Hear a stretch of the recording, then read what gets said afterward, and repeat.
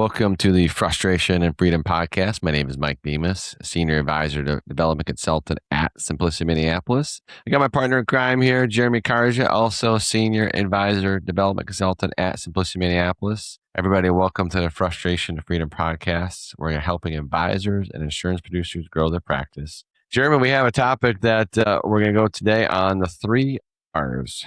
The 3 R's. We're going to talk about replacements, reviews, and referrals. Really talking about working your existing book. You have people that you can go back to. Give me a little bit about why the 3 R's are important and the high level of how to use them. Yeah, Mike, we make some big promises on this podcast from time to time, but this is going to be maybe the biggest of all. I think the biggest. If advisors pick up on this, I think they could double their production in 3 to 6 months. Forget 12 months. Whoa. Did you hear that? Double the production in 3 to 6 months. I think we should turn it up a little bit. Let's pull over the side of the road. Let's take some notes. The next 3 to 6 months, double the production. Big promises. Let's deliver. Big promise, time to deliver. And the reason I say that, Mike, is not because it's a theory or hope. We've seen it, right? We've seen, we had one advisor do $4 million in 1 month. When an average year for him, I think, is around 12-ish million, plus or minus. So just doing one of the 3 R's. Okay. One of the 3. Okay. Yeah. And we have another advisor. She went from 20 to 40 million, normally does 20, 40 million, again, doing just one of the R's. So I don't think we're over promising here on this one, Mike. Hey, I'm just a simple country boy from northern Minnesota. So I think that's more revenue than previous years for those advisors. Correct. It's a revenue increase, we call it in the business. Revenue increase. Okay. All right. Got it. So what are the 3 R's? Let's review them quick. Yeah. So the big one that's hot right now, the urgent one, if you say, all right, I don't have time for your 3 R's, Jeremy and Mike, I got time for one. The one would be replacements. Replacements is a huge thing right now because I joined the industry in 2006 and 07, 08, we thought that was the prime time of FIAs, the highest rates, the best income riders, huge bonuses, huge guaranteed roll-up rates. Everything was off the charts. Yeah. Well, the next 18 years or whatever, 15 years, we spent looking at those rates and saying, okay, they'll never get back there. That was the best ever. That was the golden era. Yeah. And guess what, Mike? We're back. We're back at those rates. A little even better. Better. Maybe probably better. Historic. We're seeing people replacing contracts that are 16 months old. Why? Because it's better for the client, number one, better for the company, and better for the agent. Better for all 3 parties. So It's almost like you have a fiduciary responsibility to replace some of these contracts. What? A fiduciary responsibility to help people. So that's probably a good way to put it. Hey, we can get them in a better spot. That's about being a fiduciary, right? Correct. Think of it this way. If somebody came to you and said, I'll give you a 30% raise, would you take that deal? Sign me up. And it's locked in for life? For my life and my wife's life? And your wife's life. Sign me up. Pretty simple, Where do I right? sign? I literally just reviewed a contract yesterday, and it was a 2022 or 2023 issue date, and we reviewed it. And this was a good product, A-rated company. We reviewed it, and it was a 33% increase in income. 33%. So the companies look at that and they say, yeah, of course we'll take that replacement. In fact, we might get in trouble at the company if we don't take that replacement because we're getting the client a 33% increase in income. And if we say no, it's almost like we're doing a disservice to the client there. I'm literally working on 3 cases over $1 million right now that should get placed this month that are replacements. Yeah. Some of them you look at it too, Mike, and you think, well, there's no way we can replace this one. It's a 222. That thing had a 15 or 20% bonus, grew at 150%. But yeah. No. Right. And it's just doesn't matter. But the point is, it doesn't matter the contract. Send me and Mike your annuity statements. I tell my advisors, send me 5 a week, 5 annuity statements a week. I'll review it. I'll do the dirty work. Right? Just because I know a lot of these old products, I can run a review on them pretty quickly. And I can tell you, yes, we can replace it. No, we can't. Or maybe, let me ask a couple more questions. And all I need is the annuity statement and the date of birth, and we can run with the replacement strategy. I have a producer right now who's been with me since 2016. We're reviewing all his policies 2016 to 2021. We actually have our back office that's doing all the review for us, and we're going to be able to go through that entire list. And just, it's not about, hey, I'm going to make a bunch of money. It's like I can put the client in a better spot, Yeah. right? Which is 100% what it is. So what I'm hearing is send five to us every week. That's what I'm hearing. So that's the first R is replacements. Okay.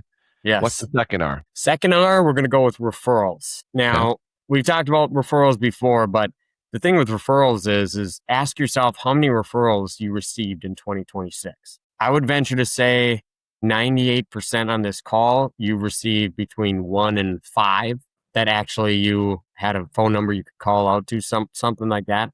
The reason I say that, Mike, is we'd go and do these, me and you have done these, road shows, regional academies where we'd ask 50 advisors in the room how many referrals you get in a month. And we'd say, how many are getting 1 a month? And a bunch of hands would go up. How many getting 2 or more a month? And like 3 hands would be left, which means most of you are not getting more than 1 referral a month. And so if you start focusing on getting referrals, we tell people try to get at least 5 per month. Every annual review, every policy delivery, you should average at least 1 referral. Now, somebody maybe gives you 0, but the next one maybe gives you 2.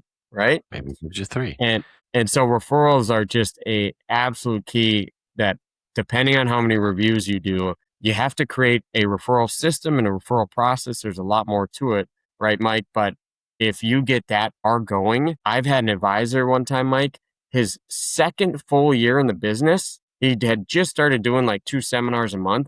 He got 220 referrals. Say that one more time. 220 referrals his second full year in the business. He was a long-term care guy. Unbelievable. More than what most advisors get in their career. And all he did, he just did one of our 7 referral tactics. He literally just did what we call our U circle or referral game. And basically, every annual review, every delivery, he would ask for 6 names and numbers. What? Jeremy, that's outdated. They did that in the 80s and the 70s. That doesn't work anymore. If you have the right script, Mike, it works. So it does work. It does. Wow. 220 referrals. Could that change everyone on this call, change your business? I used to do that and it worked, but I stopped. Maybe. I'm a little fiery today, Jeremy. I'm sorry. I can tell. I like that. I got a little spice today. Okay. I like it. So think if you're listening to podcasts, think about what you used to do that worked. Hey, maybe let's start doing it again. Yeah. And you need a script, right? But guess what? Call me, call Mike. We'll help you refine that script. We'll practice it. Yep. There's a lot of little nuances. We're oversimplifying. We got a couple other referral calls you can refer back to for the nitty gritty details. Yep. But we want to make sure everyone knows one of the R's is definitely referrals, and that can increase your business a lot. Yeah. Last one, and we're going to do a deep dive on this. I think this should be our next podcast, but reviews. I agree. I think annual reviews. Annual reviews. The biggest thing with annual reviews is you're not finding the money in motion. If you're not doing annual reviews, you're not finding the money in motion, which is somebody's dying, somebody's inheriting money, somebody changed jobs, somebody lost a job, somebody turned 59 and a half, somebody sold a house, somebody sold some land. Something happened. Something's out of surrender, right? Something's happening with 20% of your book a year. So 20% of your book a year, something happened. So wait, Mike, you're saying if I have a book of just 100 clients, 20 of them have a life event? 20 of them have a life event every year. Every year. It's a lot of clients. That's a lot of money in motion. That's a lot of money. That's so our average ticket is 200,000. Again, I'm just a northern Minnesota country boy, but 20 times 200 is that 4 million? 4 million in motion? It's a lot of money in motion. It's a lot of money in motion. A chunk of that? I think it could capture a chunk of that if we do annual reviews. Well, you have to know if that money's in motion. Yes, by doing annual reviews. Yeah. Yeah, annual reviews. And I'd say this too, Mike. Obviously, we're having a little bit of fun today, but I would say this: not only do the annual reviews, but prep the client, right? Prep the runway before you land, which means make sure that every single person knows their first call is to their spouse when money's in motion of 50 grand or more. Their second call is to you, right? You want that conversation to be had with the clients when you're delivering a policy on annual reviews, when your front desk girl is calling that person, right? When you're calling them. and just let them know, hey, just a quick reminder, whenever you have money in motion, your first call of 50 grand or more, first call is just to your spouse, your second call is to us, because we need to know if it impacts your. Yeah. Love it. So it's okay. It's good to train your staff to pick up Yeah. on the money in motion, right? Yes. In fact, that's a good point. So with annual reviews, one of the things, a lot of the advisors who have staff out there, our advisors have staff, this is something you train mainly your staff heavily on, right? They need to prep the annual review. They need to have the annual review checklist, which we're going to do a deep dive on, as Mike said, in a very near future podcast. And basically, you have to know what money's in motion, what money's on the table, off the table, what money that they invested, didn't invest. And then you have to walk through an annual review that shows them the benefit of increasing their income, right? Maybe getting them a hedge against inflation. Maybe it's just, hey, if I could give you a pay raise because you can, would you want that? What would you do with an extra $2,000? What would you do? Well, And see what they hey, say. we solved your income gap, but I'm a little concerned about this cliff. Bob, when you die, sadly, this is 50 grand. Yeah. A big chunk. Yep. And you just keep doing it. I actually had one advisor do this, Mike. During COVID time, he stopped doing seminars, obviously, during COVID. And all he did for the next 3 years is he did annual reviews, and he would just literally show them in the Income for Life software, here's another 200 grand. If we put in how much more income it would get you. Here's a 300 would get you. Here's how to solve that income cliff. And he went on to do 12 to 15 million every year for the next 3 years, just going back to past seminar clients he had wrote 3 years prior. Dude, okay. So you guys got to hear that. Yes, there's a book of business there, right? But I'm not saying everybody has that big book of business, but you can have 50, 100, 150 clients and still do 5, 6 million a year, 8 million a year just on annual reviews alone. So you did 12 million a year for 3 years. That's a pretty decent commission. No other marketing, no seminar, no other marketing. Nothing. So he didn't do any of the other A-tier marketing. No, he didn't even do. He didn't even do much referrals. He was not actively pursuing referrals at that time. He was simply doing the annual reviews and meeting with people. And it was a unique time. It's not that we recommend this, but he would meet with people sometimes 4, 5, 6 times, walking them through it. We don't recommend that, but he was desperate to get back to his seminar numbers. Okay. Well, I mean, the big thing I want you guys to understand is the 3 R's work: replacements, reviews, referrals, right? But you got to have a process. And we are a little spicy today, all right? You got to have a little fun when you're doing what you do, when you're doing what you love to do, right? But I say this is that if you don't have a process, that's when you need to book a time on our calendar. We're giving you some of the high level stuff, but if you need a process for your staff, if you need a process for you, book a time. That's what we do. We help you put that process in your practice. We help you double and triple your business. Yep, 100%. Yeah, this